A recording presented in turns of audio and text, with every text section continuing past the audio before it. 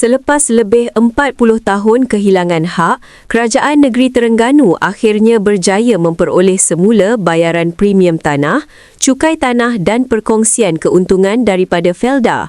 Pengerusi Jawatan Kuasa Pertanian Negeri, Datuk Dr. Azman Ibrahim berkata, persetujuan dicapai hasil rundingan baru-baru ini, namun jumlah sebenar tidak didedahkan kerana terma kerahsiaan.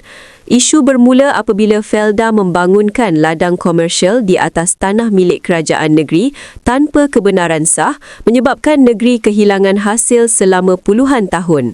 Sejak 2018, kerajaan negeri berusaha mendapatkan penyelesaian dan langkah tegas ini membuktikan hak rakyat serta hasil negeri tidak dipandang ringan. Notis ini dihantar bukan untuk merampas ladang atau aset Felda, tetapi sebagai langkah tegas untuk memastikan Felda mengiktiraf hak negeri, katanya dalam satu kenyataan. Perjanjian penyelesaian turut menyelaraskan status pemilikan tanah ladang komersial di 6 daerah, Besut, Setiu, Dungun, Hulu Terengganu, Marang dan Kemaman.